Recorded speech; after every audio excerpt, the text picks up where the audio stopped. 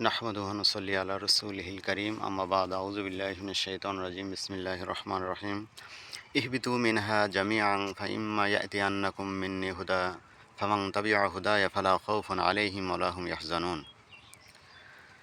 আল্লাহ রাব্বুল আলামিন আদম এবং হাওয়া আলাইহিস সালামকে যখন এই দুনিয়াতে নামিয়ে দিচ্ছিলেন তখন এই কমান্ডটি করেছিলেন যে তোমরা উভয়ে এখান থেকে নেমে যাও, মানে জান্নাত হতে তোমরা নেমে যাও।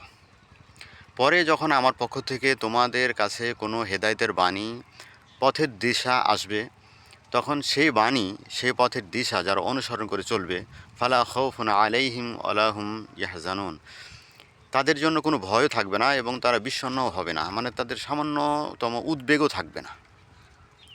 তো আল্লাহ রাব্বুল আলামিন এই আয়াতে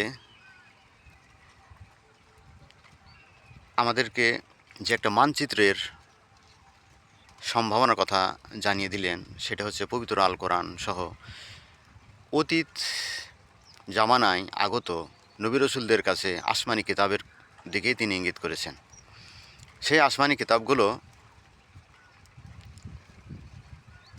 আমরা আমাদের কাছে যতটুকু পরিচিত সেটা হচ্ছে সর্বশেষ ঐশী গ্রন্থ পবিত্র আল কোরআন, এবং ইতিপূর্বে ইনজিল, তাওরাত, জবুর এসেছিল।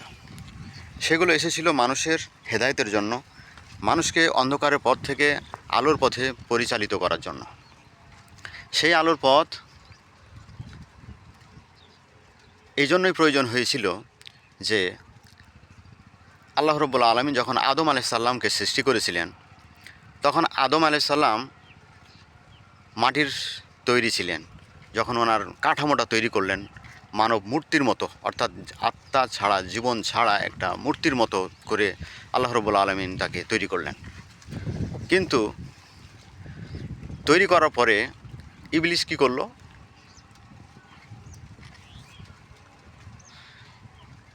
আদম আলাইহিস সালামের মুখ দিয়ে সে প্রবেশ করলো, অথবা আমার ভুল হতে পারে, এটা নাক দিয়ে প্রবেশ করলো। করার পরে সে পেটের ভিতরে পাকস্থলী দেখতে পেল। সেখানে দেখলো যে একটা ফাঁকা, একটা পাত্রের মতো একটা কিছু, ফাঁকা, কোনো ভর্তি কিছু না। তারপরেও পেটের নালীগুলো বেয়ে বেয়ে বেয়ে বেয়ে পায়খানার পথ দিয়ে, পায়ু পথ দিয়ে বের হয়ে গেল।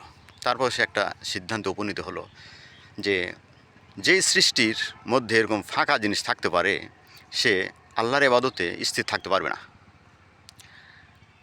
তো এটাকে সে খুব একটা, মানে মাটির জিনিস আর ইবলিস হচ্ছে আগুনের তৈরি, তো এটাকে খুব একটা সে মূল্যবান কোনো কিছু মনে করলো না। তা আল্লাহ রাব্বুল আলামিন যখন আদম আলাইহিস সালামকে সৃষ্টি করলেন, সৃষ্টি করার পরে তাকে জীবন দান করলেন, রূহ দান করলেন। আর ফেরেশতারা যখন আদম আলাইহিস সালামকে সৃষ্টি করেছেন তখনই তো চ্যালেঞ্জ ছুটেছিল বা আপত্তির মতো একটা কিছু করেছিল। সেটা হচ্ছে যে তারা বলেছিল যে আমরাই যখন তোমার পবিত্রতা, মহিমা ঘোষণা করছি, যখন তোমার ইবাদত বন্দেগীতে রত আছি, তখন কেন তুমি মাটির মানুষ তৈরি করতে গেলে? আল্লাহ, আমরাই তো যথেষ্ট। তখন আল্লাহ তাআলা বললেন যে আমি আসলে যেটা জানি তোমরা সেটা জানো না। তখন উনি আদম আলাইহিস সালামকে সমস্ত কিছুর নাম শিক্ষা দিলেন। ওয়া আল্লামা আদম আল আসমা কুল্লাহা, আল্লাহ সমস্ত কিছুর নাম আদম আলাইহিস সালামকে শিক্ষা দিলেন। নাম শিক্ষা দেওয়ার অর্থ এখানে যে সব কিছুর জ্ঞান তাকে শিক্ষা দেওয়া হলো। তো এই জ্ঞান আদম আলাইহিস সালামকে সব কিছু দুনিয়াবি সমস্ত জ্ঞান তাকে শিক্ষা দেওয়া হয়েছিল। তারপরে ওই দুনিয়াতে যে সমস্ত কী বলে বস্তু পাঠানো হবে, সেই বস্তুগুলো ফেরেশতাদের সামনে আল্লাহ রাব্বুল আলামিন উপস্থিত করলেন। তারপর ফেরেশতাদেরকে বললেন যে তোমরা যেহেতু আপত্তিই জানাচ্ছ যে এই মানটির জিনিসে কী হবে, আমরা তো তা তোমার ইবাদত বন্দেগী সঠিকভাবেই করতেছি।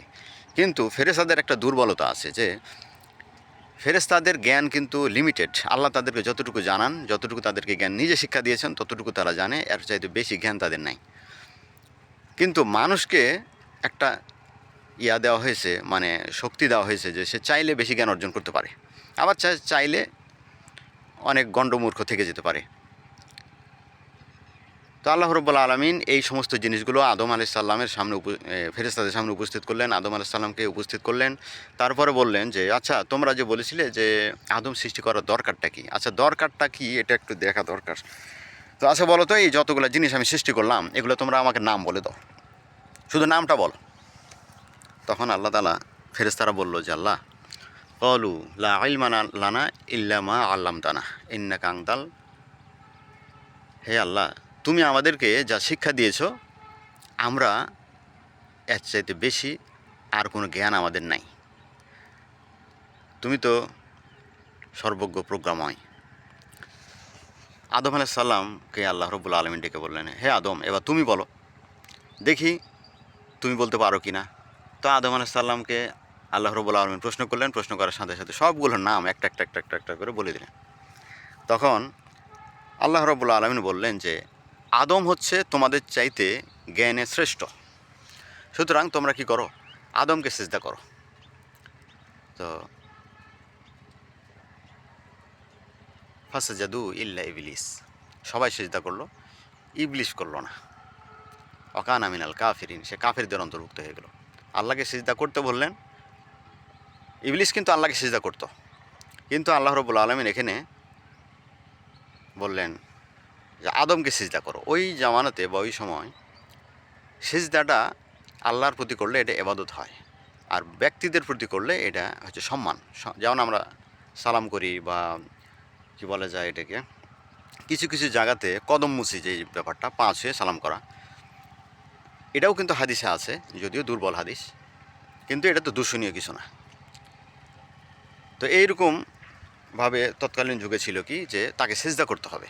এই সিজদার ব্যাপারটা আল্লাহ তাআলা আদম আলাইহিস সালামকেও আর আদমের প্রতি সিজদা করতে বললেন, ফেরেশতাদেরকে এবং জিনদেরকে। আর এই দুনিয়াতেও এসেছিল, যেমন ইউসুফ আলাইহিস সালাম, ইউসুফ আলাইহিস সালামকে সিজদা করেছিলেন, ওনারই বাবা নবী ছিলেন উনি।